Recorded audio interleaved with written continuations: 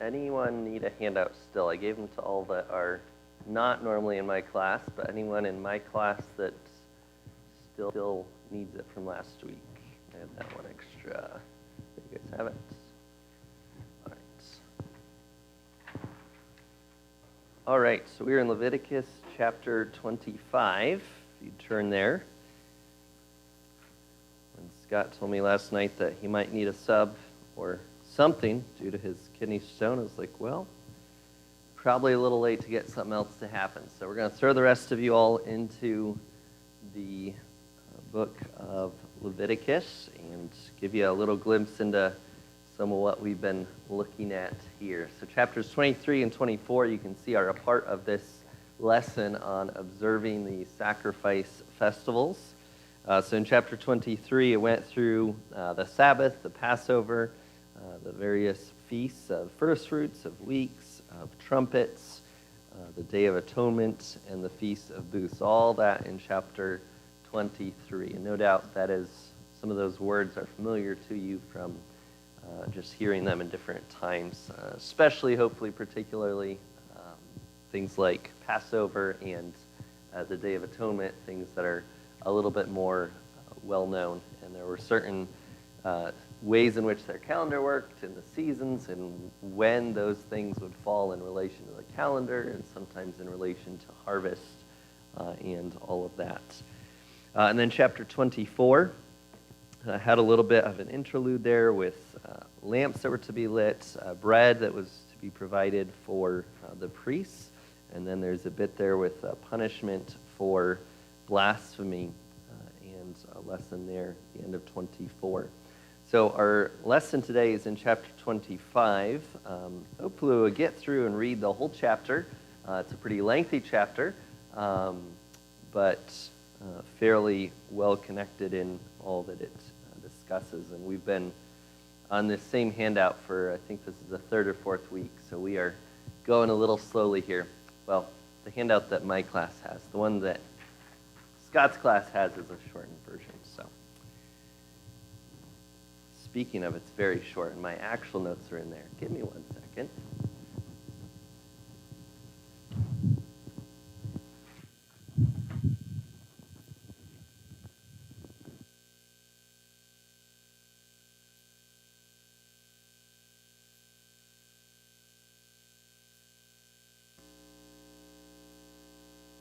Where's my stuff here? All right. Go ahead and read verses 1 through 7. And if you don't want to read, whack the person next to you. But what we'll do is we'll go all the way across, starting on this side to the other side. And so after Fred would be Mary, and then after Dave would be Paula, and that sort of way. So read 2 verses each, if you would, please. And we'll start verses 1 through 7. The Lord spoke to Moses on Mount Sinai, saying, "Speak to the people of Israel and say to them, when you come into the land that I give you, the land shall keep a Sabbath to the Lord. For 6 years you shall sow your field, and for 6 years you shall tend your vineyard and gather its fruit. But in the 7th year there shall be a Sabbath of solemn rest to the land, a Sabbath to the Lord. You shall not sow your field or tend your vineyard. That which grows of its own accord of thy harvest thou shalt not reap, neither gather the grapes of thine vine and dress, for it is a year of rest unto the land. And the Sabbath of the land shall be meat for thee, for thee and for thy servant, and for thy maid, and for thy hired servant, and for thy stranger that sojourneth with thee." And for your cattle and for the wild animals that are in your land, all its meat shall be for food. All right, so we'll pause there. Thank you. All right, so the Sabbath year is what is mentioned here in these verses, which normally, of course, the Sabbath, we think of the 7th day. Every 7 days, a day of rest. And here, though, it is a whole year of not sowing and planting in the fields. Notice there in verse 2, it says, when you come into the land that I give you. So someone who is, we're just going to say Scott's class and my class, but you're all my class today. Someone who is in Scott's class any idea on the timing of the book of Leviticus in relation to actually being in the land of Israel?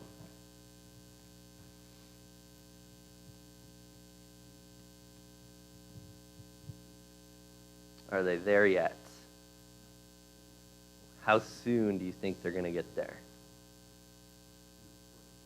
At least 40 years, right? Because their giving of the law, the book of Leviticus, took a very short time to actually give. It's just kind of all this laws just kind of thrown down onto them. And then you have the book of Numbers, which is the actual journeyings. And then you have the second giving of the book of the law, which is Deuteronomy, literally means second law. And then finally in Joshua, they inhabit the land. So something that's interesting that we've pointed out in our studies is that, all these things that they're being given, almost none of these people are actually going to be able to live them out in the land, because all of this first generation, besides Caleb and Joshua, what's going to happen to them? They're going to die in the wilderness in the next 40 years. And so there was lots given to remember, and a reason why the whole book of Deuteronomy exists, to give it again. But it's just interesting when it says there, when you come into the land, this is what you are to do. Because in this current time, they aren't planting and sowing and doing all of the things like they will be doing in their land when the time comes. So for 6 years, what does it say to do?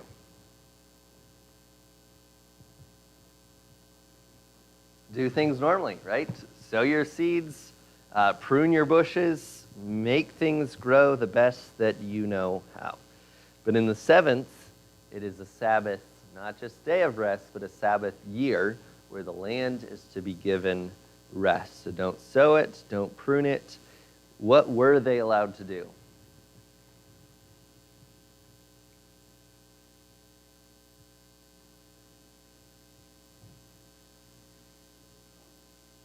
What's that? Whatever comes.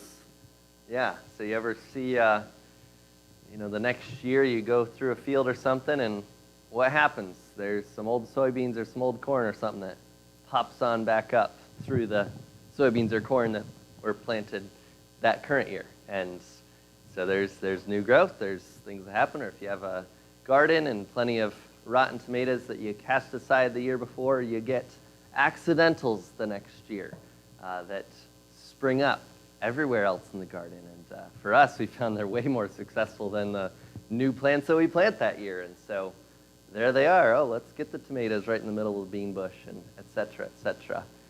Good stuff. So they could live off and use what was already coming up, but no more. Yeah, no mow May, sure. We won't talk about how hard it is to mow on the first week of June, but yeah, Della? Sure, they still have 38 more years to go to remember to practice this when they cross into the promised land. So it's not just something that they're doing now. Right. They have time to meditate and think about what God is instructing them to do when they go into the promised land. Yep, so that hopefully these people can teach their kids to do better than them. For this 40 years, and are they getting to rely on that, or are they their mindset thinking of 38 years from now, I must do these things? And just think of ourselves, what we do in the next 30 years. Do we do what we're supposed to, or do we do something else? Yep. All right, so notes point out that many scholars think the Sabbath year, like the annual festivals, was tied to agricultural reality, the need for a regular time of letting the land remain fallow to avoid depleting nutrients in the soil. But that's, of course, interesting because nowadays people simply rotate crops, and that allows the nutrients that one crop depletes, another crop will give. And so we aren't really told, why it was in God's providence that just let it lay, other than that's what he called them to do, let the land to rest. And of course you have, what's that? Right. Mm-hmm. Themselves. Right. Yeah, it's probably more that than just simply, the land itself, because God can do anything to the land that he chooses to do. He could cause the 100th harvest of continual, plantings every single year. He could cause the 100th to be the best of them all, right? And so just like with the Sabbath in the week, where, hey, you need to get your work done in 6 days because you need to rest and give the rest to God. And so in a similar way, to trust God that after 6 years, he'll provide that 7th year with what you already have and what you're able to glean, really, from the land. So what does this provision suggest, though, about God and his care for the land and really for his people?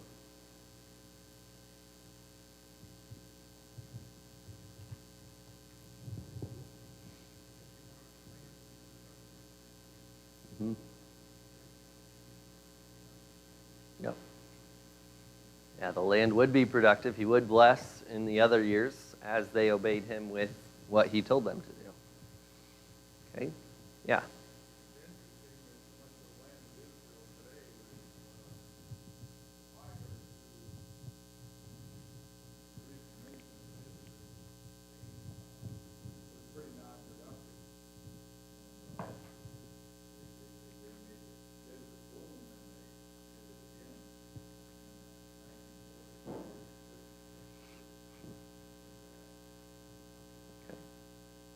Yeah. Wonder what it looked like 4,000 years ago, give or take. All right. And then the next section here is the year of Jubilee. So you have rest every 7 days.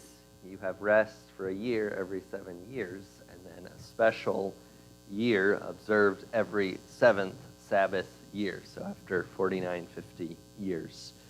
So it's called a once-a-generation economic reset.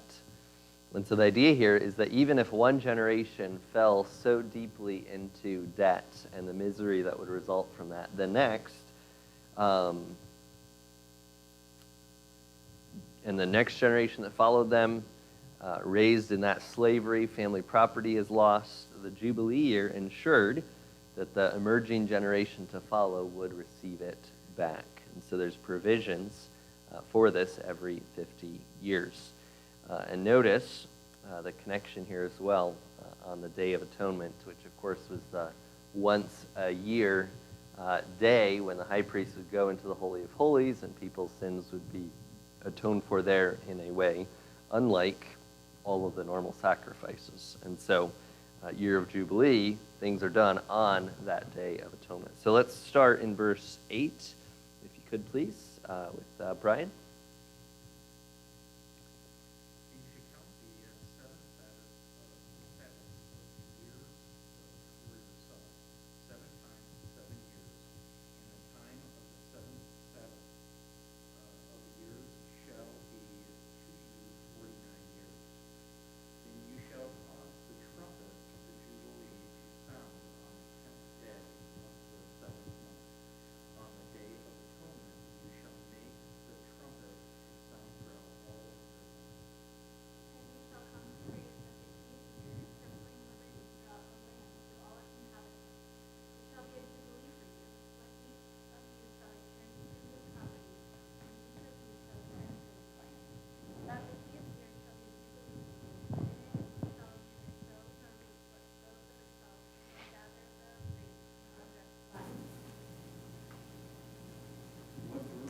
Verses 12 and 13. For it is the Jubilee, it shall be holy unto you. Ye shall eat the increase thereof out of the field. And in the year of Jubilee ye shall return every man to his own possession. And if thou shalt sell thou ought unto thy neighbor, or buyest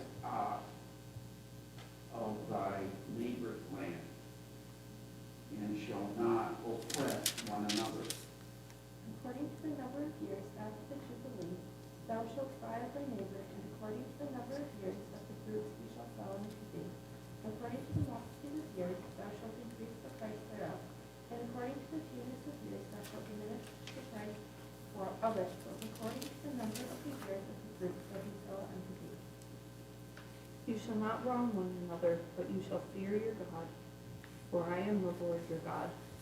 Therefore you shall do my statutes and keep my rules and perform them, and then you will dwell in the land securely. The land will yield its fruit, and you will eat your fill and dwell in it securely.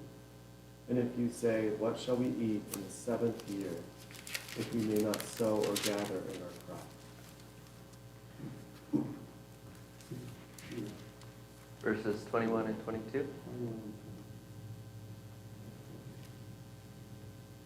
I will command my blessing on you in the 6th year, so that it will produce a crop sufficient for 3 years. When you sow in the 8th year, you will be eating some of the old crop, and you shall eat the old until the 9th year, when its crop arrives. All right, we will pause there. All right, so what do you think the significance was of this proclamation of liberty taking place on the Day of Atonement in the Jubilee year? Kind of a reset.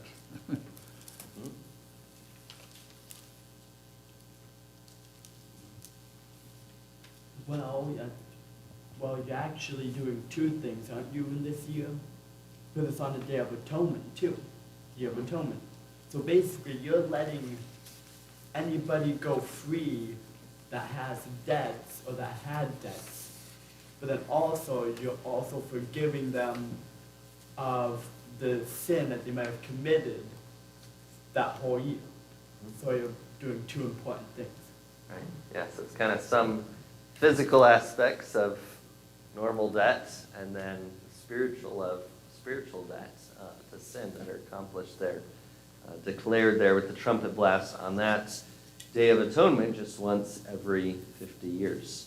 And through the other various feasts, those days were set aside as days of consecration, as holy days. And there in verse 10, it says, consecrate the 50th year. The whole year is holy, a proclamation of liberty.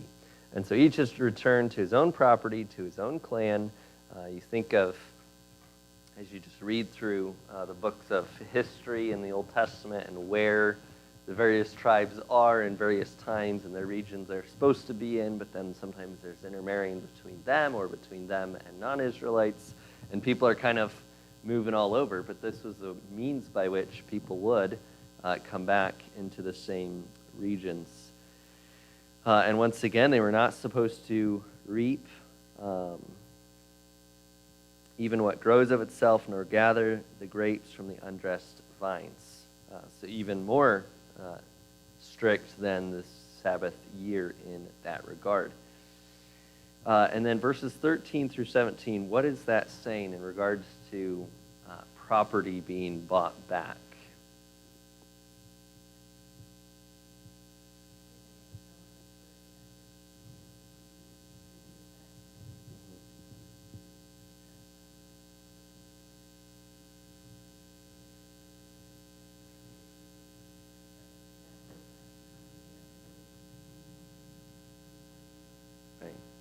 And let's see, the value of the land is connected with how far along in the year of Jubilee it is. And so right after the year of Jubilee is when things are going to be worth the most, because they wouldn't have to give it back for 49 more years. And so some distinctions are made for that. And, you know, that no one would be wronged in this whole process. So it says in verse 17, not to wrong one another, but rather to fear God. You can't do both at the same time. And that fearing God, for I am the Lord your God, is something that we've seen all throughout the book of Leviticus. Just this continual reminder of why are they doing what they are doing? It is because of who God is and what he calls them to do. So following his commands in verse 18 is a means by which they can dwell in the land and be secure and have all of the good things that God had promised to them. And so then notice in verse 20, what shall we eat in the 7th year if we may not sow or gather in our crop? And so in verse 21, he will give a blessing on the 6th year, which is enough for 3 years. And so it appears there the Sabbath year, then followed by the year of Jubilee. And so God provided for all of the food that they would need through those years of not sowing when the crop would then arrive sufficient for them. Any other thoughts or questions on that section?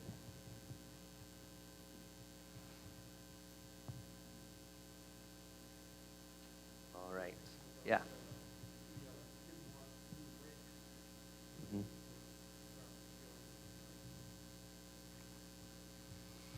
Yeah, there's means by which, hey, if you have a really good year, that's going to be followed by not being able to sow so that everything is used up. And they were planning ahead and working towards that. So, good. Anything else?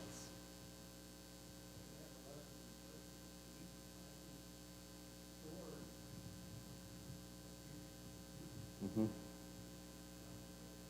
Right.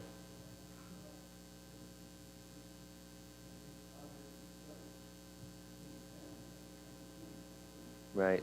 So yeah, in that case, it was 7 really, really good years followed by 7 really, really bad years. And so, I mean, that took a lot of extra planning. And you got to imagine just in those days, like, how would you keep those things good for that many years? You know, and was Joseph rotating the stocks? They didn't need anything that was older than 7 years old and all of that. It's interesting.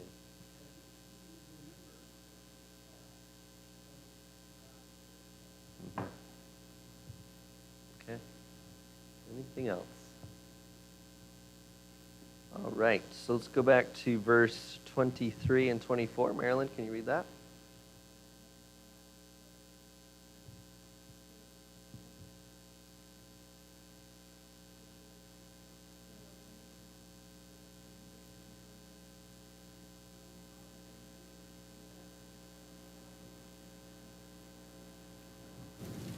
If your brother becomes poor and sells part of his property, then his nearest redeemer shall come and redeem what his brother has sold.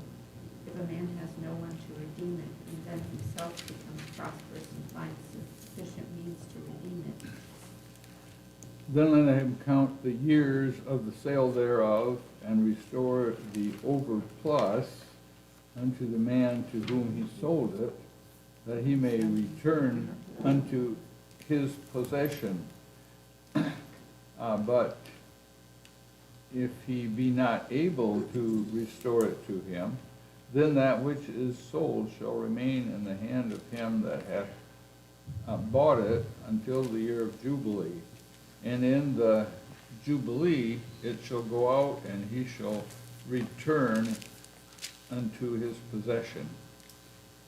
If a man sells a dwelling house in a walled city, he may redeem it within a year of its sale.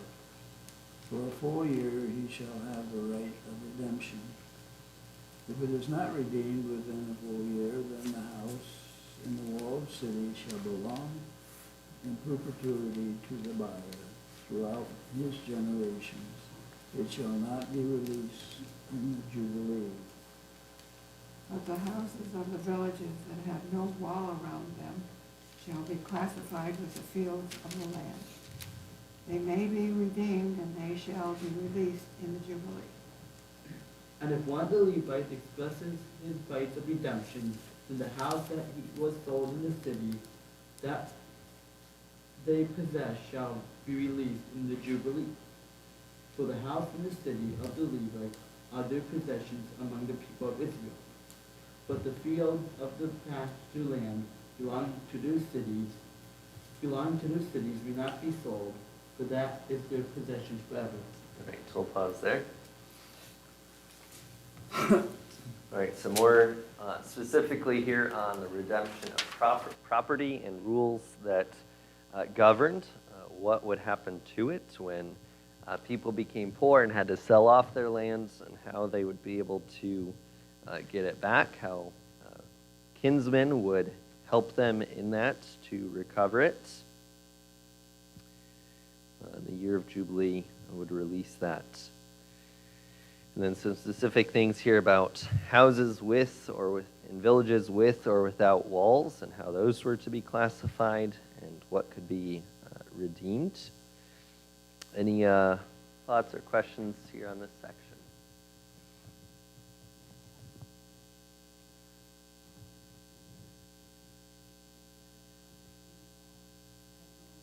Property? You think that that's why they could be possessed forever versus the houses that had land? Good question. Yeah. You mean verse 30? Yeah, I think it's. Yeah, it's interesting differences there. If walled cities, that's it stays in perpetuity, stays forever. But the ones that were not walled could be redeemed and brought back at the year of Jubilee. Is he teaching us a grace period? That we have a year to, if we sell it, we have a year to bring it back and buy it back? Yeah, I mean, there are certain stipulations for them, for sure, in that regard. That they had some second chances. Well, the word grace. He's giving you a grace time and God's grace. And he's very patient for us. He gives us a long time to come to him or buy us back.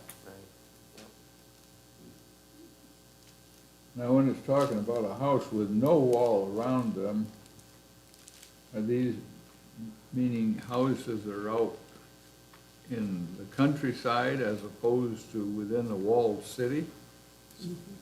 Yeah, it appears more rural, but they're still villages, and yet there's fields around that would be attached to them. But because the houses in the wall would have that common area that everybody would use. Right. So it belonged to whomever, everybody, the tribe or what's have you, whereas the houses belong to different people in different tribes. So that's the only reason I could think of the distinction is that, you know, it's just. Yeah. Okay, good. Any other thoughts?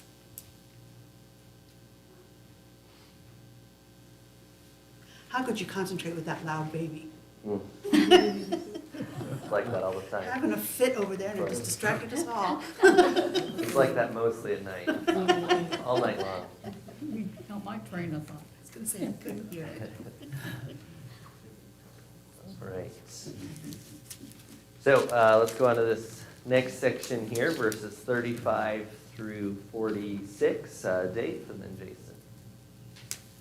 When your brother becomes poor and cannot maintain himself with you, you shall support him as though he were a stranger and a sojourner, and he shall live with you. Take no interest from him or profit, but fear your God, that your brother may live beside you. You shall not give him your silver at interest, nor your food for gain. I am the Lord your God, who brought you out of the land of Egypt to give you the land of Canaan, and to be your God. If your brother becomes poor beside you and sells himself to you, you shall not make him serve as a slave. He shall be with you as a hired worker and as a sojourner. He shall serve you until the year of Jubilee. And then shall he depart from thee, both he and his children with him, and shall return unto his own family, and unto the possession of his father shall he return. For they are my servants, which I brought forth out of the land of Egypt. They shall not be sold as bondmen. You shall not rule over them with rigor, but you shall fear your God, and as for your male and female slaves, whom you may have from the nations that are around you, from them you may buy male and female slaves. Moreover, you may buy the children of the strangers who dwell among you and their families who are with you, which they begat in your land, and they shall become your property. And you may take them as an inheritance for your children after you, to inherit them as a possession. They shall be your permanent slaves. But regarding your brethren, the children of Israel, you shall not rule over one another with rigor. All right, so kindness here for poor brothers, for fellow Israelites who were in a difficult strait. It says, support them, have them live with you, don't charge them interest, but let your brother live beside you. It says to make him a hired servant, not as a slave. And that he would serve, verse 40 says, until the year of Jubilee. And the reasoning that's given in verse 42 and elsewhere we've seen is act in a certain way because of the slavery that you, Israel, yourself experienced in Egypt. And the things that were done to you there were a reason for them not to do those same things to others in the present. And ruling over them ruthlessly is contrasted with fearing God. You cannot do both at the same time. So they were to treat them with charity and kindness throughout their days there. It does say here, and once again not once again for some of you, but once again for those in my class, we talked about some of the difficulties with slavery and understanding what that actually was in those days. It was in relation to debt, and that's why in verses 45 and 46 you see those who are sojourning, those who are not actually Israelites, and the rules in regards to having them as slaves. It says their slaves had to continue their service obligation to the next generation until the debt was satisfied. So what evangelistic impact might this have had on indebted foreigners in Israel?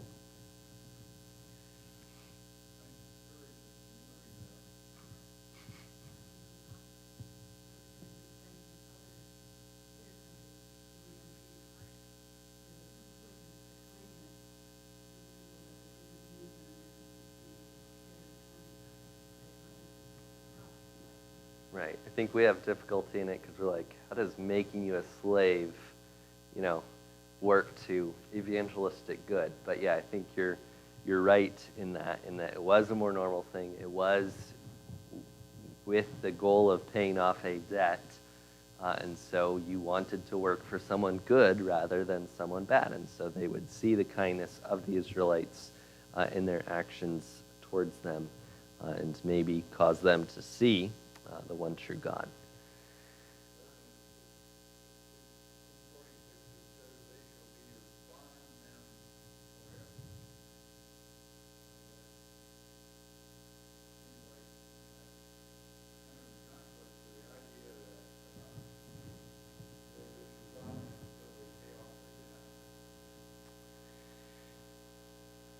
Right.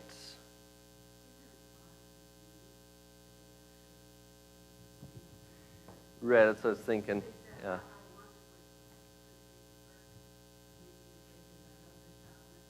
Right, so different translations might say servant or slave or bond slave, and so that makes that difficult as well. But yeah, you're right with that. Sometimes when they'd worked a certain period and they could go free, they chose to stay.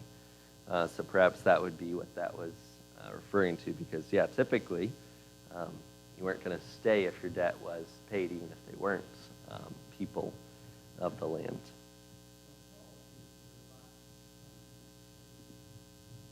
Mm-hmm.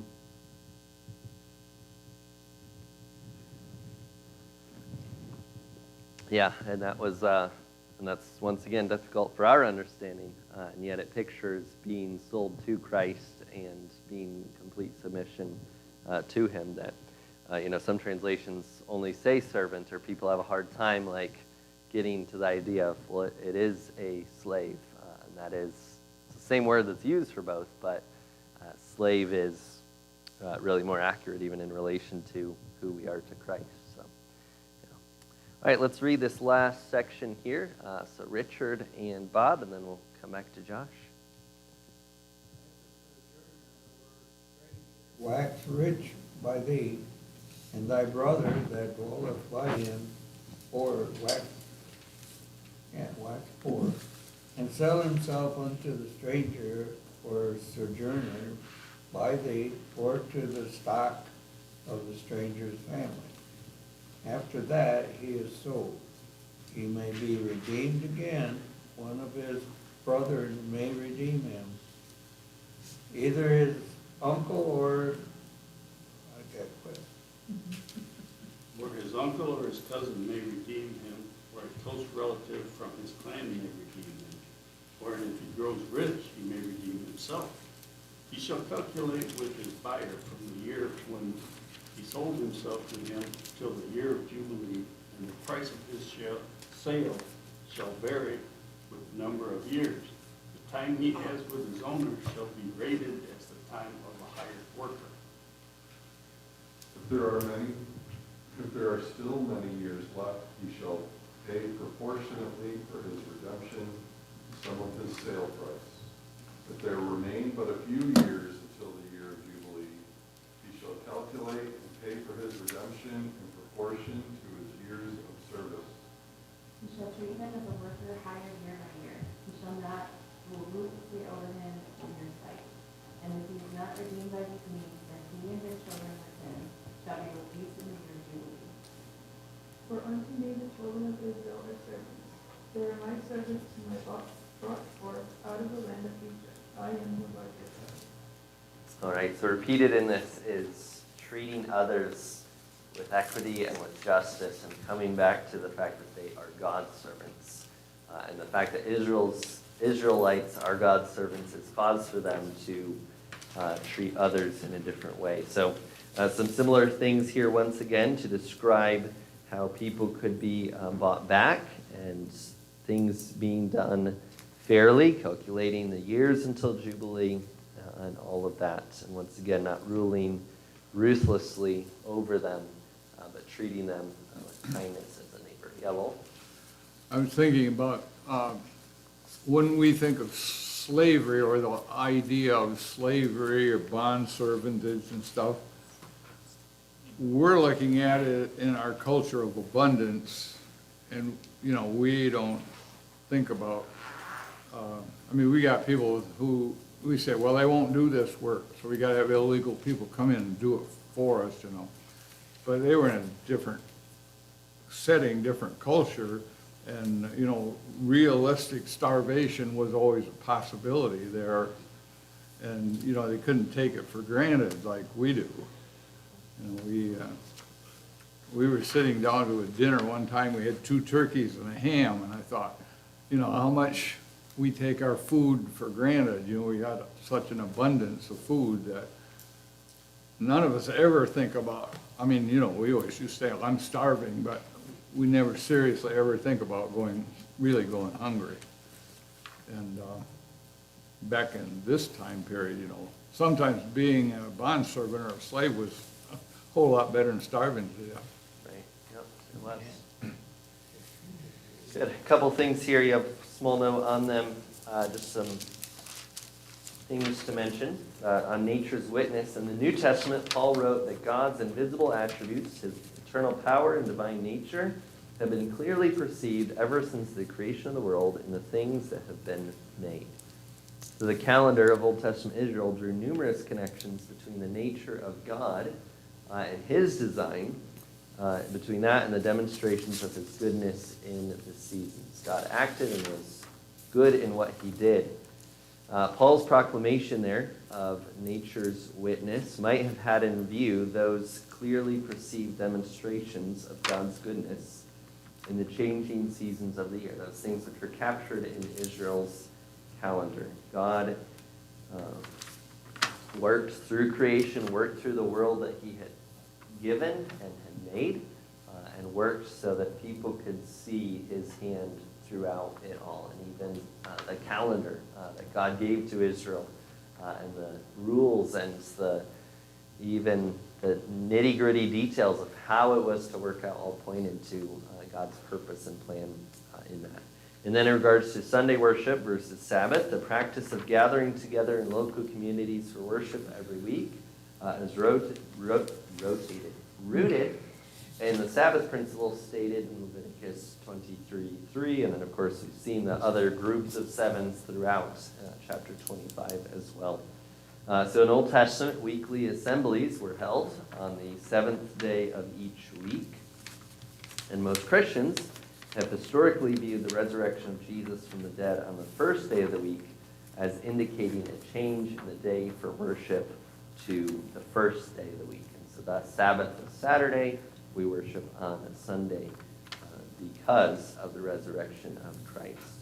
And that's based on Jesus' command after his resurrection for the disciples to gather and regather to meet with him in worship on the first day. And so all of this is seen in God's great design and his plan for his people. And we see some of these things also reflected in our day as well. So we can meditate on the ways that the atonement that we now experience through Christ, how that is fulfilled in various promises that are set forth in the Old Testament festivals and pictures of them seen in the year of Jubilee and the Sabbath year as well.